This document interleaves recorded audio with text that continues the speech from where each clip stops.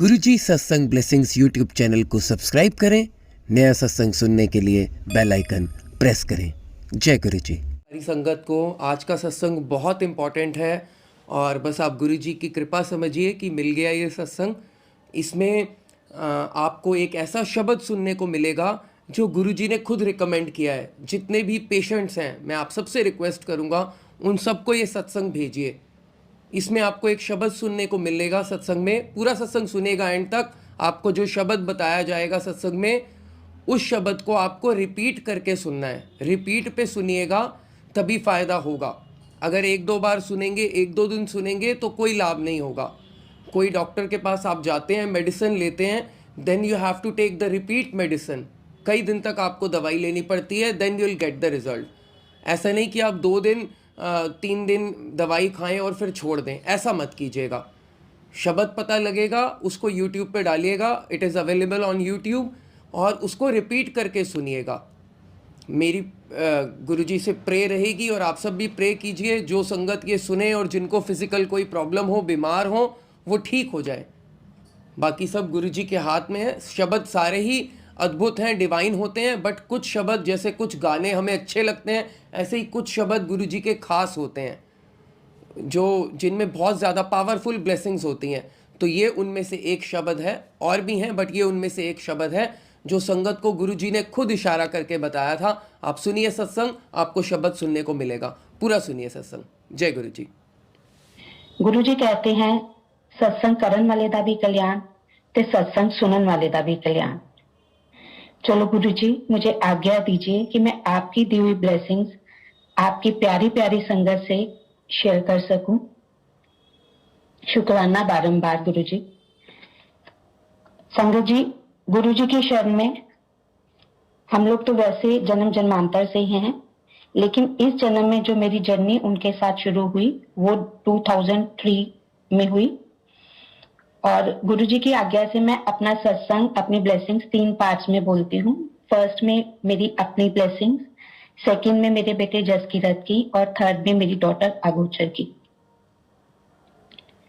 इससे पहले संगत जी, मैं अपने बारे में कुछ आपको बताना चाहूंगी। I belong to a Sikh family जिनका बहुत स्ट्रॉन्ग बिलीफ है गुरु ग्रंथ साहिब जी महाराज में। और मेरी मैरिज से पहले भी मुझे शब्द कीर्तन सुनना बहुत अच्छा लगता था, और एनी टाइम मैं शब्द कीर्तन सुनती थी, पाठ सुनती थी, पाठ सुखमनी साहब का करती थी। इन 1992 में मेरी शादी एक बहुत ही रिस्पेक्टेड सिख फैमिली में हुई। सब कुछ अच्छा चल रहा था, बहुत मिहर थी उस रब की। लेकिन शादी के 2 या 3 महीने बाद सर्कमस्टेंसेस ऐसे चेंज हुए कि मेरी तबीयत अचानक से बहुत बहुत खराब रहने लगी। एक तरह का इंडाइजेशन से ये कहानी शुरू हुई और आगे बहुत लंबी चली। मेरी शादी हुई थी सितंबर 1992 में, और दिसंबर 1992 में 2 या 3 महीने के बाद मेरी तबीयत एकदम से खराब होनी शुरू हुई। जो उसके बाद गुरुजी ने ही मुझे ब्लेस किया। बहुत ज्यादा तकलीफें थी, मेरी हेल्थ इश्यूज बहुत बड़े। 1992 में जब मेरी तबीयत खराब हुई, पहले नॉर्मल एक हमने फिजिशियन से मेडिसिन ली। उसने कहा डायरिया है, कुछ डाइजेस्ट नहीं हो रहा था। 10-12 दिन तक एंटीबायोटिक्स चले, लेकिन कोई फर्क नहीं पड़ा। इसी तरह दिन से महीने, हफ्ते बीतते चले गए। फिर हमें जाना पड़ा, सीनियर गेस्ट्रो थे सर गंगाराम में। उन्होंने मेरे सारे मेडिकल एग्जामिनेशन किए। जो रिपोर्ट्स आई वो थोड़ी बहुत चौंकाने वाली थी। इट वॉज क्वाइट शॉकिंग कि अच्छा भला हंसता खेलता एक हेल्दी बच्चा जिसको कोई तकलीफ नहीं थी उससे पहले, जब मेरी रिपोर्ट आई तो मेरा जो होमोग्लोबिन था उन रिपोर्ट्स में 6 था, जबकि पहले उससे पहले बिल्कुल नॉर्मल था। और मैंने वेट भी बहुत रिड्यूस कर लिया था। ट्रीटमेंट स्टार्ट हुआ लेकिन कोई फर्क नहीं था। उस दिन से लेके मेरा जो दवाई और डॉक्टर का जो नाता शुरू हुआ वो बहुत लंबे समय तक चला। डॉक्टर कहने लगे कुछ नहीं है, शायद कुछ स्ट्रेस इश्यूज रहे होंगे, क्योंकि सर्कमस्टेंसेस चेंज होती है, शादी के बाद माहौल चेंज होता है, तो शायद ये उसको अडेप्ट नहीं कर पा रही हैं। उन्होंने पहले मुझे एंटीबायोटिक्स पर रखा, मेरी क्लोनोस्कोपी हुई, मेरी एंडोस्कोपी हुई, लेकिन किसी में कुछ नहीं था। तो लास्ट में उन्होंने यही कह दिया कि इसको कोई स्ट्रेस इश्यूज हैं। फिर उन्होंने मेरे एंटीबायोटिक्स महीनों महीने चलते थे लेकिन कोई फर्क नहीं होता था। फिर उन्होंने मुझे स्टेरॉइड शुरू कर दिए। जब ये सब मेरे साथ हो रहा था उस टाइम मेरी उम्र सिर्फ 24 साल की थी। पर उन दिनों में भी बाबा जी की दया से, उस मालिक की दया से मेरा पाठ का रूटीन स्किप नहीं होता था और ना ही मेरा कभी विश्वास उस रब से डोला। लेकिन मेरे पेरेंट्स को बहुत दुख होता था कि एक अच्छा हेल्दी बच्चा एकदम से ये क्या है। इतना ही नहीं, हेल्थ इश्यूज तो जो थे ही थे, लेकिन अब धीरे धीरे सर्कमस्टेंसेस और ज्यादा क्रिटिकल हुई। फैमिली इश्यूज भी स्टार्ट हो गए। लाइक इन लॉज में फैमिली प्रॉब्लम्स, जॉइंट फैमिली थी, डे बाय डे ये मल्टीप्लाई होने लगी। शायद ऊपर वाला कोई बहुत कड़ी परीक्षा के मूड में थे मेरी।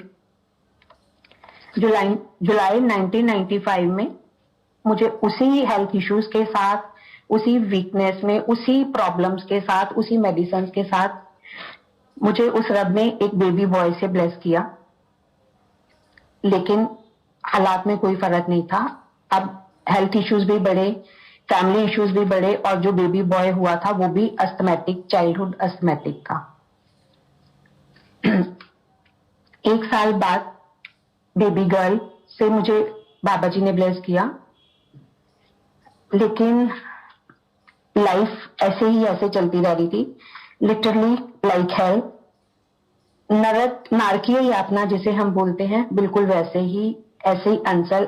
अब तो ये था कि 2 बच्चों की अपब्रिंगिंग का भी बर्डन था, तो अब हॉस्पिटल मेरे लिए एक दूसरा घर था। कभी ना कभी मुझे बीच में कभी आईसीयू में एडमिट कराना पड़ता, कभी वैसे जाना पड़ता, बहुत ज्यादा दिक्कत थी। अब जॉइंट फैमिली थी, अब प्रॉपर्टी कॉन्फ्लिक्ट्स भी साथ में ही स्टार्ट हो गए। मैं सब तरफ से घिरा हुआ, जैसे मकड़ी का जाला डे बाय डे टाइट होता जा रहा है। अब एक कसर थी, पहले अंकल ठीक थे, हेल्दी थे, सब बढ़िया, कुछ तरफ से रिलीफ था। लेकिन अप्रैल 2002 में अंकल को भी एक स्पेयर हार्ट स्ट्रोक हुआ। बाबा जी ने उनको बचा लिया। मेरा महाशिव ने, शिव जी में बहुत स्ट्रॉन्ग बिलीफ है, तो गुरु जी के कॉल अब हमें आने लगे, क्योंकि उनकी कोई संगत थी जो मेरी फ्रेंड थी। उन्होंने मुझे बताया, तुम इतने सारे कष्ट झेल रही हो, यहाँ एक गुरु हैं, तेरे सारे कष्ट खत्म हो जाने, तुम उनके गुरु जी के पास चलो। मुझे नहीं समझ आई कि वो कहाँ ले जाना चाहते हैं, या ऊपर वाला मेरा कौन सा कष्ट काटना चाह रहा था। जैसे मैंने आपको पहले ही बताया कि मेरा बहुत स्ट्रॉन्ग बिलीफ था गुरु ग्रंथ साहिब जी पे, तो मुझे लग रहा था कि मैं वहां जाके कोई गलती ना कर बैठूं। शायद मेरा कार्मिक अकाउंट बहुत कॉम्प्लिकेटेड था, और मैंने उनको ये कह के टाल देना, नहीं मेरे बच्चे छोटे हैं, मेरे से घर से निकलना बहुत मुश्किल है। हालात अब बद से बदतर होते जा रहे थे। अब ऐसा होने लगा था संगत जी कि 15 दिन में एक बार मैं आईसीयू में होती थी और अंकल बच्चे बाहर खड़े होके रोते थे, एंड वाइस वर्सा। और अगली बार अंकल आईसीयू में होते थे और मैं और बच्चे बाहर खड़े होके रोते थे। अब धीरे धीरे स्टेरॉइड्स का इतना ज्यादा वो हो गया था कि मुझे अपने हाथों से स्टेरॉइड्स के इंजेक्शन भी लगाने पड़ते थे। जैसे कि मैंने आगे पहले आपको बताया कि मेरे इन लॉज में जॉइंट फैमिली थी, और मेरे फादर इन लॉ ने मेरी मैरिज से पहले अपनी सारी प्रॉपर्टीज अपने छोटे ब्रदर के नाम कर दी थी। अब उस हिसाब से ना तो हमारा घर अपना था, ना हमारी शॉप अपनी थी, फाइनेंशियल क्राइसिस अलग से हो रहे थे। संगत जी, मेरे अपने बारे में इतना बताने का मतलब यही है कि उसके बिना मैं गुरु जी की महिमा आपको नहीं समझा पाऊंगी। 2002 में मेरे कुछ हेल्थ चेकअप हुए, तो डॉक्टर ने अब मुझे अल्सरेटिव कोलाइटिस डायग्नोसिस कर दिया, जिसमें आपकी आंतों पे, आपके इंटेस्टाइन्स पे अल्सर होते हैं। इट वॉज पैनकोलाइटिस, जिसमें आपकी ऑलमोस्ट सारी आंतें सड़ चुकी थी, सारे आंतों पे छोटे छोटे अल्सर्स थे। इतने समय से शायद मेडिसिन की वजह से, या वो क्या था मुझे नहीं पता, और भी काफी सारे हेल्थ इश्यूज साथ जुड़ते चले गए। जब आप इतने टाइम तक कुछ खा ही नहीं पा रहे, डाइजेस्ट ही नहीं कर पा रहे, तो और बहुत सारे भी हेल्थ इश्यूज थे। अब मुझे कुछ समझ नहीं आती थी, बच्चे छोटे थे, और अपने लिए मैं सिर्फ एक ही अरदास करती थी कि बाबा जी इतनी लाइफ ब्लेस कर दो कि मैं इन बच्चों को बड़ा कर पाऊं। मेरे लिए गुरुद्वारा साहिब में अखंड पाठ साहब रखाए जाते थे, अरदासें करी जाती थी, लेकिन बाबा जी परीक्षा लेते ही जा रहे थे। मेरी मम्मी बहुत अरदास करती थी कि बाबा जी इसको ठीक कर दो, और उनकी पुकार शायद गुरु जी के चरणों तक पहुंची। और एक दिन हम अखंड पाठ साहिब से समाप्ति करवा कर गुरुद्वारा साहिब से घर आ रहे थे, तो गाड़ी से उतरते ही घर के सामने वह आंटी मिल गई जो मुझे बड़े दिनों से गुरुजी के जाने की कह रही थी। तब तक मेरी हालत इतनी खराब हो चुकी थी कि उन्होंने मुझे पहचाना ही नहीं। मेरी मम्मा से पूछने लगी, आंटी सोनिया दा की हाल है? तो मम्मा रोने लगी। तो जैसे ही उसने मुझे देखा, मुझे कहती, तू मर जाएगी तो तेरे बच्चे कौन संभाल? गुरु जी का सत्संग है तो तू शाम को मेरे नाल गुरु जी को चल रही। वो गुरु जी की मतलब जैसे मुझे पकड़ के लेके जा रहे थे मेरे कष्टों को काटने के लिए। अब मेरी सिचुएशन ये थी, मरता क्या ना करता। हम शाम को 6 बजे एम्पायर स्टेट्स के लिए निकले। उन दिनों गुरुजी एम्पायर स्टेट्स बैठते थे अपनी संगत के कल्याण के लिए। 7 सवा 7 तक हम पहुंचे तो रास्ते भर वो आंटी मेरे से गुरुजी की महिमा करती जा रही थी। वहां पहुंचते ही मैंने देखा एक बहुत ही सुंदर चोले में बहुत डिवाइन ऑरा के साथ गुरुजी गद्दी पर विराजमान थे। उनको देखते ही आई वॉज सो स्पेलबाउंड कि मेरे आंखें बंद हो गई। इतना मुक्ते तेज कि मैं चाह कर भी उनका फेस नहीं देख पाई। मत्था टेका, मैं बिल्कुल गुरुजी के साथ ही स्थान मिला, बिल्कुल आगे आगे मैं बैठ गई।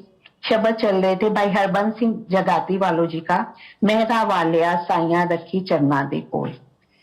बहुत सोल तक वो जा रही थी। मतलब बाहर अगर वही शब्द सुना जाए और गुरु जी की प्रेजेंस में वो सुना जाए, जमीन आसमान का फर्क।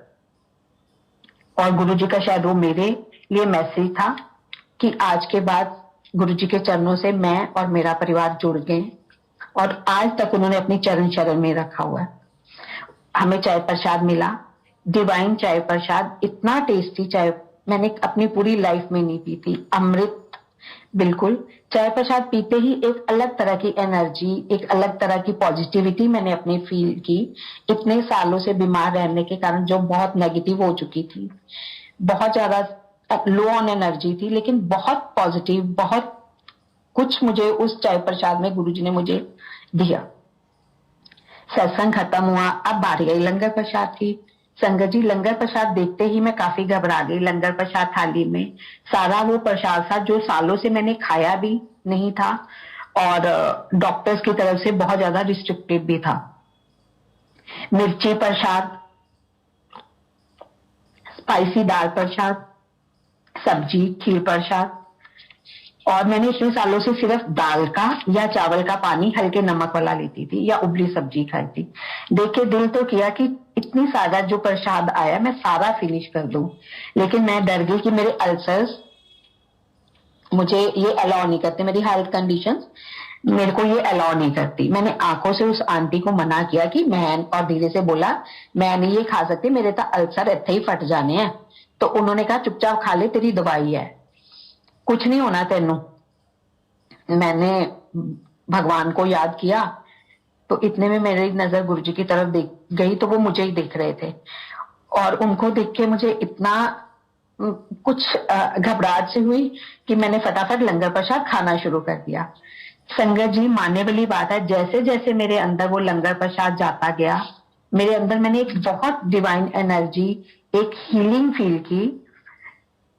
वो बिल्कुल डिवाइन एक्सपीरियंस था जो शब्दों में बयान करना मेरे लिए नामुमकिन है। मुझे लगा कि मेरे सालों से बीमार शरीर तो है, मेरी सोल, मैं फिजिकली भी बीमार थी, मैं मेंटली भी सिक हो चुकी थी, इमोशनली और तो और मेरी सोल तक सिक थी। लेकिन गुरुजी ने उस लंगर प्रसाद में मुझे सब कुछ फील किया, फिजिकली, मेंटली, इमोशनली, और मेरी सोल भी एकदम से फुल ऑफ एनर्जी। एक अलग सा ऑरा मैंने अपना आप उस दिन फील किया। लंगर प्रसाद करने के बाद आज्ञा लेने की बारी आई तो आंटी जी मुझे ले गई और मुझे गुरुजी की चेयर के साइड पर खड़े होने का मौका मिला। गुरुजी, उन्होंने ये कह के मेरा इंट्रोड्यूस करवाया, गुरुजी ए मेरी फ्रेंड। गुरुजी ने मुझे देखा, स्माइल की और कहते जा कल्याण किता तेरी फ्रेंड दा भी। उनके उस 2 वर्ड्स ने संगत जी मेरी लाइफ थोड़ा प्रॉपर चेंज कर दी, एक बहुत ही सुंदर सा यू टर्न लिया जो मैं अभी आपको बताती हूँ। जैसे ही हम एम्पायर से छोटे मंदिर से बाहर आए तो मेरा ऑरा बिल्कुल चेंज था, फुल ऑफ एनर्जी। मुझे ऐसे लग रहा था कि मैं वो हूं ही नहीं जो मैं थोड़ी देर पहले यहां से चल के गुरु जी के मंदिर गई थी। एकदम निराश, थकी, हताश, जिंदगी से हारी।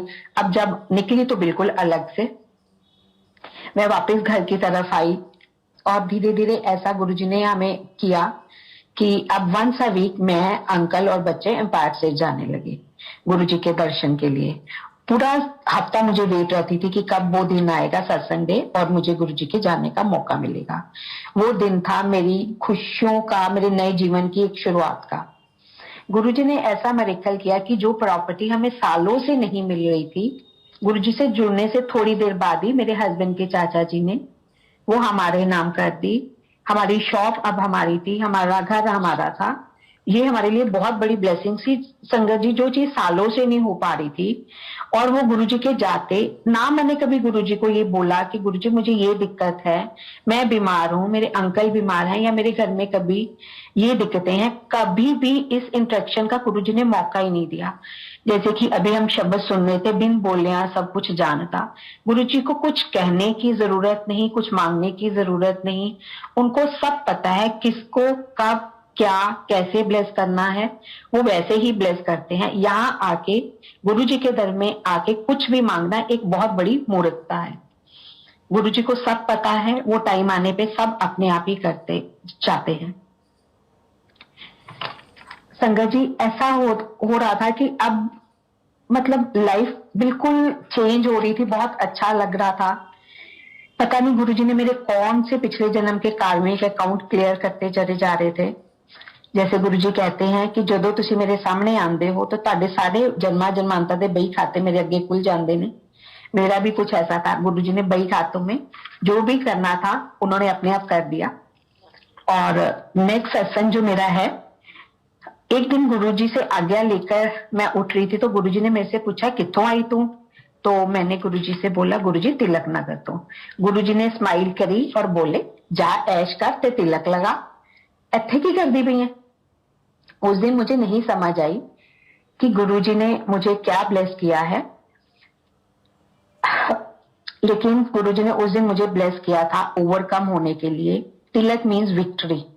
जब आप किसी चीज पे जीत हासिल करते हो तो उस टाइम आपका तिलक किया जाता है। गुरुजी ने उस दिन मुझे विक्ट्री ब्लेस करी थी, जो मेरी सारी प्रॉब्लम से मुझे ओवरकम किया। हर चीज से मुझे जीत हासिल हुई, हर जंग से जिंदगी की उन्होंने मुझे जीत दिलाई और मैंने तिलक लगाया। ये है मेरे गुरुजी, जो छोटे 2 वर्ड्स में आपकी सारी लाइफ चेंज कर देते हैं, होल लाइफ। उस दिन मैं बहुत खुश थी कि गुरुजी ने मेरे से बात की, लेकिन मुझे उनकी जो ब्लेसिंग थी उसका मतलब बहुत टाइम बाद पता चला, जब मैंने हर अपनी प्रॉब्लम से ओवरकम किया। ये है मेरे मालिक। एक दिन अब हम धीरे धीरे गुरुजी की दया से, गुरुजी ने उन सर्कमस्टेंसेस से भी बाहर निकाला, उन लड़ाई झगड़ों से भी बाहर निकाला जिनमें हम फंसे हुए थे। गुरुजी ने मुझे एक नया घर ब्लेस किया सुभाष नगर में।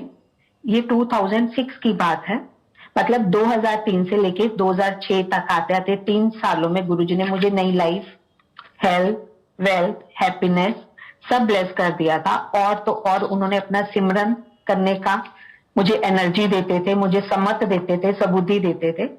उसी ब्लेस्ड हाउस में गुरुजी का एक छोटा सा प्यारा मंदिर बना हुआ था, जहां अंकल के शॉप के जाने के बाद और बच्चों के स्कूल जाने के बाद मैं गुरुजी के स्वरूप से घंटों बातें करती थी, जो गुरुजी ने अपने हाथ से मुझे ब्लेस करके दिया हुआ था। उनका शुक्राना करती थी। अब एक दिन ऐसा हुआ कि मैं उस मंदिर में बैठी थी और शब्द लगा हुआ था, तुम करो दया मेरे साईं, और मैं बहुत लगन के साथ आंखें बंद करके उसको सुन रही थी। तो मुझे उस घर में कोई भी नहीं था मेरे अलावा, तो मुझे ऐसा लगा कि जैसे मंदिर में कुछ हल्की सी हलचल हुई है और मेरे अलावा भी वहां पर कोई और है। जैसे हम सब जानते हैं संगत जी, गुरु जी ओमनी प्रेजेंट है। तो उसी दिन शाम को मुझे जो हमारा प्रोग्राम नहीं था लेकिन गुरुजी का बुलावा था, तो गुरुजी के सत्संग में जाने का वो मौका मिला। तो अभी गुरुजी चोला में अपनी चेयर पे आसन पर विराजमान नहीं थे, अपने सिंहासन पर। वो किचन के बाहर एक छोटा सा कंसोल सा पड़ा हुआ था, उस पे बैठे हुए थे अपने कैजुअल वेयर में। हम थोड़ी जल्दी पहुंच गए एम्पायर से उसी दिन शाम को, जिस दिन मैंने ये मंदिर वाला आपको बात बताई। तो जब भी हम गुरुजी के पहुंचे तो उसमें वही सेम शब्द लगा हुआ था, तुम करो दया मेरे साईं। तो एकदम से मैं हैरान और गुरुजी की तरफ देखा और गुरुजी मेरी तरफ ही देख रहे थे और एक सरकास्टिक टोन में स्माइल कर रहे थे। तो मुझे समझ आ गया कि उस टाइम जो मंदिर में थे गुरुजी ही थे जो ब्लेस कर रहे थे। ये है मेरे मालिक जो हर जगह आपके साथ रहते हैं। संगत जी, मैंने पहले जैसे आपको बताया कि गुरुजी ने हमें शॉप ब्लेस की थी। ये shop waste Delhi Ganesh Nagar Tilak Nagar area में थी, हार्डवेयर मार्केट में। 2005 में जब वहां मेट्रो का रूट था, मेट्रो बन रही थी, मींस उधर से मेट्रो निकलनी थी। डीएमआरसी ने हमें नोटिस आया कि हमारी almost more than half shop उस मेट्रो प्रोजेक्ट के अंदर है, टूट जाएगी और उसका कोई कंपनसेशन गवर्नमेंट की तरफ से नहीं है। ये थोड़ी सी और प्रॉब्लम वाली बात थी, लेकिन गुरुजी पे विश्वास था। पता था कि जब इतनी उलझनों से उन्होंने निकाला तो ये उलझन तो उनके लिए कोई चीज ही नहीं है। अरदास करती थी, कभी भी जैसे मैं बोल रही हूँ गुरुजी से सामने कहने का कभी कोई ना तो मौका मिलता था, ना ही जरूरत होती थी। बस वहां बैठे थे, अरदास करते रहो। अरदास करते करते संगत जी आप विश्वास नहीं करोगे कि मेट्रो ने फर्स्ट टाइम मेट्रो की हिस्ट्री में ये हुआ था कि मेट्रो ने अपना रूट चेंज किया था। उन्होंने वो जो हमारे शॉप के सामने से, हमारी ज्यादा शॉप्स के सामने, मार्केट के सामने से रूट निकलना था, उन्होंने वो रूट चेंज करके बिल्कुल उसके डैम ऑपोजिट कर दिया। और डीएमआरसी के किसी आदमी ने खुद अंकल को आके बोला, वो मार्केट के उन दिनों जनरल सेक्रेटरी थे, कि ये अनबिलीवेबल है कि ये फर्स्ट टाइम हुआ है जब डीएमआरसी में ने मेट्रो का रूट इस तरह से चेंज किया गया है, नहीं तो उनका जो एक बार नक्शे बन जाते हैं वो फिक्स होते हैं। ये है मेरे मालिक की दया। संगत जी अब आगे मैं बताती हूँ कि जैसे मैंने आपको पहले बोला कि काफी टाइम बाद जो मेरा जो डायग्नोसिस आया था वो कोलाइटिस का था। तो एक दिन डॉक्टर के पास मैं रूटीन चेकअप के लिए गई। अब तक ये हो गया था कि एंटीबायोटिक और स्टेरॉइड से छोड़ के मैं बिल्कुल होम्योपैथिक पे आ गई थी। नॉर्मल लाइफ लीड कर रही थी, खाना पीना बिल्कुल नॉर्मल इंसान की तरह था, जो कि सालों से मैं पे सिर्फ पानी, चावल के और दाल के पानी पे थी। कभी उस दिन कुछ नॉर्मल सा कुछ भी नहीं था। नॉर्मल किसी बात के लिए डॉक्टर के पास गए, शायद अंकल के लिए ही गए थे, मेरी कोई प्रॉब्लम भी नहीं थी। तो डॉक्टर ने ऐसे मुझे देखे, फैमिली डॉक्टर थे, तो कह रहे थे आपने सोनिया जी काफी टाइम से आपने क्लोनोस्कोपी नहीं कराई है, कोलाइटिस के पेशेंट है, एक बार अपनी क्लोनोस्कोपी करा लीजिए ताकि आपकी डिजीज रिस्की है, कोई अंदर फेस चेंज ना कर ले। तो अंकल ने भी कहा कि एक बार टेस्ट कराने में कोई दिक्कत नहीं है। तो दूसरे तीसरे दिन अपॉइंटमेंट लेके जब मैंने क्लोनोस्कोपी करवाई, तो जब डॉक्टर क्लोनोस्कोपी करके बाहर आए तो उन्होंने मेरे से पूछा कौन सी मेडिसिन ले रहे हो। थोड़ी देर के लिए मैं डर गई कि ये ऐसा क्यों पूछ रहे हैं, कि कुछ गड़बड़ तो नहीं होगी, क्योंकि उन दिनों मैं तो कोई भी मेडिसिन नहीं ले रही थी, कभी कभार होम्योपैथिक ले लेती थी। मेरे अंकल ने डॉक्टर से पूछा सब ठीक है डॉक्टर साहब? तो उन्होंने बोला इससे पहले वाली जो 2002 वाली रिपोर्ट्स हैं वो दिखाओ। तो वो रिपोर्ट्स मेरे पास भी, हम साथ ही लेके गए थे, हमने दिखाई। तो डॉक्टर कहने लगा देखिए सर, पहली रिपोर्ट में इनकी सारे इंटेस्टाइन्स पर अल्सर हैं, एक तरह से सारी आंतें गल गई हैं, लेकिन इस लेटेस्ट कोलोनोस्कोपी की रिपोर्ट में इनकी आंतें बिल्कुल हेल्दी और स्वस्थ दिख रही हैं। मुझे ये बताओ कि इनकी मेडिसिन कौन सी चल रही है। मैं और अंकल के मुंह से एक ही दम से निकला जय गुरु जी, और हम लोग, मेरी आंखों से आंसू आने शुरू हो गए। मैंने कहा डॉक्टर साहब जो आपकी किसी दवाई से हमें कोई फर्क नहीं पड़ा, ये मेरे मालिक की दवाई है जिससे ये रिपोर्ट चेंज हुई है। बाद में उन डॉक्टर ने हमसे वो दोनों रिपोर्ट्स ली अपने मेडिकल काउंसिल से डिस्कस करने के लिए कि ये कैसे पॉसिबल है कि एक इंसान जिसकी पूरी आंतें गल चुकी हैं, अब वो कोई मेडिसिन भी नहीं ले रहा और वो एक नॉर्मल लाइफ लीड कर रहा है। ये मेरे मालिक की दया। और संगत जी, इन बिटवीन गुरुजी ने मेरी सारी फैमिली को अपनी शरण में ले लिया था। मेरे ब्रदर, भाभी, मम्मी, पापा, सिस्टर, सब फैमिली गुरुजी की शरण में जा चुकी थी। सारी family once a week Empire State जाती थी, बड़े फंक्शंस में, बड़े मंदिर में जाते थे। हमारी सारी फैमिली के लिए 2003 से 2006 का वो गोल्डन पीरियड था। जय गुरु जी, जय गुरु जी। थैंक यू आंटी, बहुत प्यारा सत्संग और मुझे बहुत सारे सवालों के जवाब मिले और मुझे पता है कि आप सभी संगत को बहुत सारे सवालों के जवाब मिले होंगे। तो अब ज़्यादा से ज़्यादा संगत से ये सत्संग शेयर कीजिए। तो मैंने बहुत जल्दी करके ये सत्संग रिकॉर्ड किया है, मुझे लगा कि आप तक पहुंचना चाहिए। शब्द भी आपको पता चल गया, एक शब्द, दो शब्द, तीन शब्द, जितने भी शब्द हैं इसमें उनको सुनिए और आप उसको रिपीट पर सुनिए, 1 महीने तक सुनिए और फिर मुझे बताइएगा कमेंट में क्या फ़र्क पड़ा। मैं आपको पक्का बोल रहा हूँ कि बहुत फ़र्क पड़ेगा। संगत ने जो अपना एक्सपीरियंस बताया है वो आप फॉलो कीजिए। मांगिए मत, मानिए। गुरुजी हमेशा कहते हैं अपनी संगत से, मंगो नहीं मनो। जब मांगने की स्थिति हटाकर मानने पे आएंगे तब बात बनेगी।